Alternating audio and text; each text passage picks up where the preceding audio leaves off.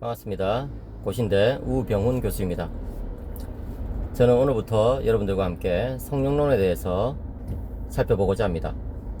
성령론이란 것은 성령 하나님에 대한 가르침을 말하는 것이죠. 영어로는 뉴마톨로지라고 말합니다. 여기서 뉴마톨로지라고 했을 때 뉴마토라고 하는 그 단어가 성령을 가리킵니다. 헬라어로 성령은 푸뉴마라고 하거든요. 근데 이제 이게 영어로 단어가 넘으면서 앞에 나오는 P가 묵음이 돼서 뉴마톨로지라고 이렇게 하는 것이죠. 성경은 창세기 1장부터 요한계시록 22장에까지 성령에 대한 가르침이 아주 많이 나옵니다. 한번 생각해 보십시오, 여러분. 창세기 1장 2절에 보면 하나님의 신이 이 수면 위에 운행하시더라 하는 그런 표현이 나오는데, 다시 말해서 하나님의 영, 성령께서 창조사역에 동참한 것을 우리는 창세기 1장에서부터 알 수 있고요. 또 성경의 제일 마지막 장인 요한계시록 22장을 보시면 성령과 신부가 가라사대라는 표현이 나옵니다. 다시 말해서 창조사역에 동참하셨던 성령님은 이 계시의 완결에 있어서도 또 중요한 역할을 하셨던 것을 우리는 알 수가 있는 것이죠. 그처럼 성경은 제일 첫 장에서부터 제일 마지막 장에 이르기까지 성령에 대한 가르침이 나온다고 볼 수가 있습니다. 그런데 기독교 신학의 역사를 살펴보면 그 성령에 대한 가르침이 별로 교회에서 또 신학에서 크게 중요하게 다뤄지지 않은 경우들이 많았던 것을 알 수가 있습니다. 예를 들어서 초대교회의 중란 논쟁을 보시면은 주로 삼일체론과 관련된 논쟁이라든지 또 그리스도의 신인성에 대한 논쟁, 그리고 또 이 구약 성경의 지위에 대한 논쟁, 이런 것들이 있었지만 성령에 대한 논쟁은 크게 부각되지는 않았습니다. 물론 푸니마토마키아라고 하는 그 성령 대항론자라고 그러죠. 이 성령에 반대하여 싸우는 자들이란 뜻인데요.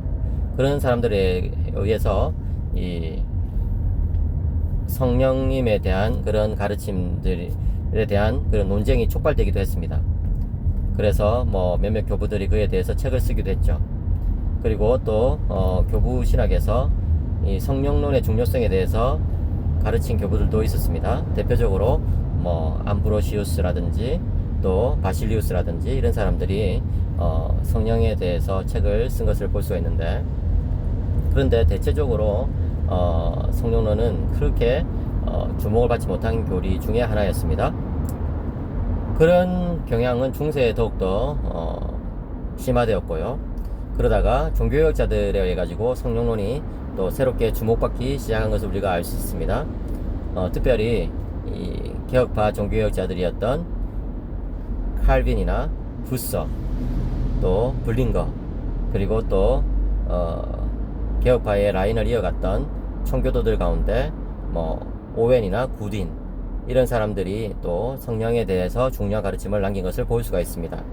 근데 전반적으로는 신학계 전체적으로 봤을 때 성령에 대한 가르침이 그렇게 크게 중요하게 다뤄지지 않은 것은 참 안타까운 일이라고 볼 수 있어요. 그런 경향이 20세기까지 계속 이어졌는데 20세기 중후반부터 성령에 대한 책들이 많이 나오기 시작했습니다.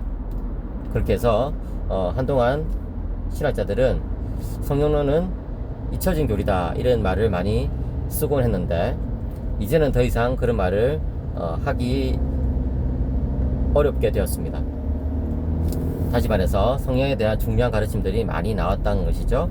책으로도 굉장히 많이 나왔습니다.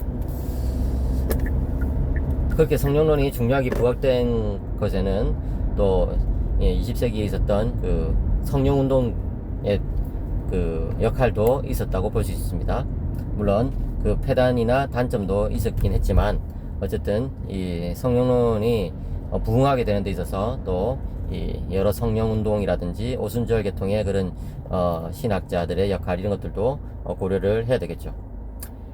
제가 여러분들과 함께 살펴보려고 하는 이 성령론은 개혁파 신학자들의 성령론입니다. 아까 제가 말씀드린 것처럼 이 개혁파 신학자들은 16세기에서부터 이 성령에 대해서 아주 중요한 역할들을 성령론의 형성하는 데 있어서 중요한 역할들을 많이 했거든요. 그래서 이 개혁파지 신학자들의 성령론을 살펴보면서 성경에 나오는 성령에 대한 가르침들을 하나씩 정리해 보겠습니다. 감사합니다.